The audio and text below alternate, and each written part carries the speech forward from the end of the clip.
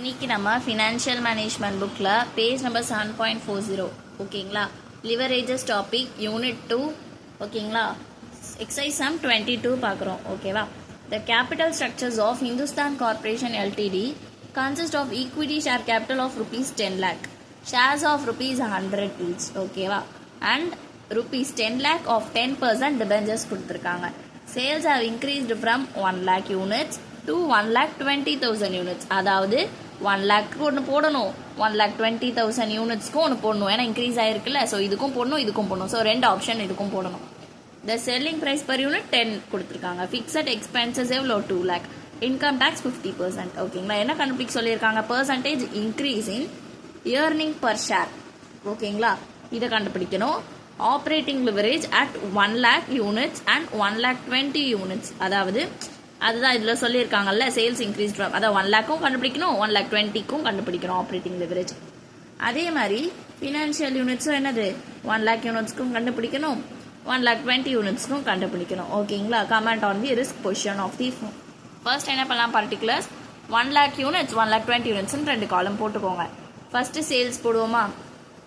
சேல்ஸில் நம்ம வந்து என்ன போடணும் அப்படின்னா, இதில் வந்து சேல்ஸில் 10 lakh போடுவோம் ஓகேவா.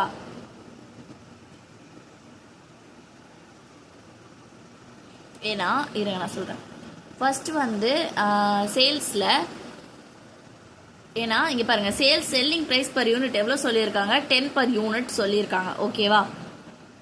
செல்லிங் ப்ரைஸ் என்னது 10. சேல்ஸ் என்ன சொன்னால் நம்ம 1 lakh 1,20,000 2 காலம் போடணுமா, அதாவது அதான் 2 போடணும். ஸோ செல்லிங் ப்ரைஸ் 10 கொடுத்துருக்காங்க. அப்போ 1 lakh into 10 sales amount.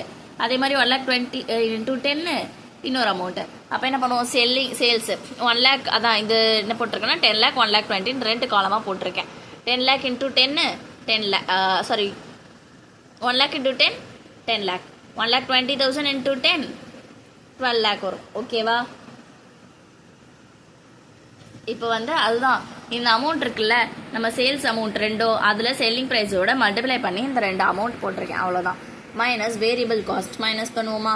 Variable cost என்ன பண்ணணும்னா, அந்த 1 lakh இருக்குல்ல அமௌண்ட்டு, இந்த அமௌண்ட் இருக்குல்ல 1 lakh, இந்த 1 lakhல எவ்வளோ வேரியபிள் காஸ்ட்டு,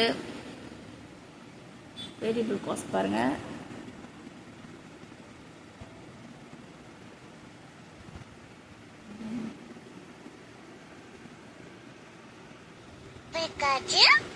வேரியபிள் காஸ்ட் வந்து 6 per unit ஓகேங்களா. இது வந்து இந்த கொஷனில் கொடுத்துருக்கணும், இங்கே கொடுக்கல ஓகேங்களா. இந்த கொஷனில் இது கொடுக்கணும் ஓகேங்களா, 6 கொடுத்துருப்பாங்க. ஸோ இந்த வந்து என்னது 1 lakh into 6 பண்ணிங்கன்னா ஒரு அமௌண்ட்டு, 1,20,000 into 6 பண்ணிங்கன்னா இங்கே அமௌண்ட் ஓகேங்களா. அதை 2 அமௌண்ட் போட்டாச்சா. இப்போ 2 மைனஸ் பண்ணிங்கன்னா இங்கே மைனஸ் பண்ணிக்கோங்க, கான்ட்ரிபியூஷன் கிடைக்கும். அதில் ஃபிக்ஸட் காஸ்ட் மைனஸ் பண்ணுவீங்க. ஃபிக்ஸட் காஸ்ட் நம்மளுக்கு கொடுத்துருக்காங்க பாருங்கள் 2 lakh ஃபிக்ஸட் எக்ஸ்பென்ஸ் அமௌண்ட்டும். ஸோ அந்த 2 lakh போட்டுப்பீங்க, 2 மைனஸ் பண்ணிப்பீங்க, மைனஸ் பண்ணிங்கன்னா EBIT கிடைக்கும். அதில் வந்து இன்ட்ரெஸ்ட் மைனஸ் பண்ணுவீங்களா. இன்ட்ரெஸ்ட் என்ன, நம்மளுக்கு ஆல்ரெடி கொஷனில் கொடுத்துருந்தாங்கல்ல, 10 lakh of 10% டிபெஞ்சர்ஸ். அப்போ 10 lakh into 10% 1 lakh வரும், அதுதான் இன்ட்ரெஸ்ட். 1 lakh கொடுப்பீங்க, 2 மைனஸ் பண்ணிப்பீங்க, இது 2 மைனஸ் பண்ணிப்பீங்க. ஸோ EBT 1 lakh 80 கிடச்சிரும். மைனஸ் டேக்ஸ் பண்ணுவீங்க 50% ஓகேங்களா. 50% கொஷனில் இருக்குது.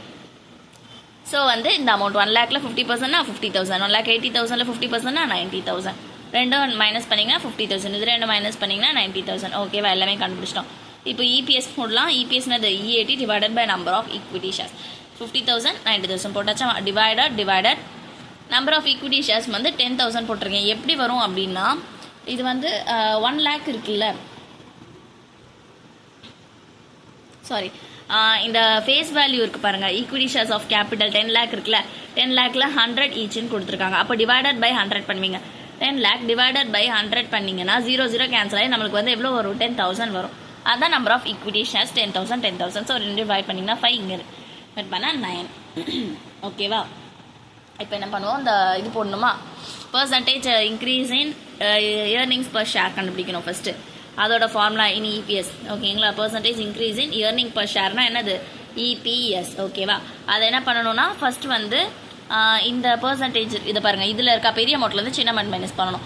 9 - 5 பண்ணிங்களா, 9 - 5 டிவைடட் பை இதில் எது சின்ன அமௌண்ட்டு 5. ஸோ வந்து இந்த 5 போடுவீங்க கீழே ஓகேங்களா. மைனஸ் பண்ணிங்கன்னா 4 டிவைடட் பை 5 into 100 போடணும். ஸோ இதை கேல்குலேட் பண்ணிங்கன்னா 80 வரும், 80% ஓகேங்களா. பாருங்கள் 80%. ஓகேவா? அடுத்து என்னது ஆப்ரேட்டிங் லிவரேஜ் வந்து அதான் இந்த 1 லேக்குக்கும் இதுக்கும் கண்டுபிடிக்கணும். So operating leverage for 1 lakh யூனிட்ஸ்க்கு என்னன்னா அது ஃபார்முலா என்னது operating leverage contribution divided by EB80. So இதில் என்ன contribution 4 lakh, EB80 2 lakh. So 4 lakh divided by 2 lakh 2 times வரும். ஓகேவா? அடுத்து 1,20,000 போடணுமா? கான்ட்ரிபியூஷன் எவ்வளோ அதோடது 4,80,000, EB80 2,80,000.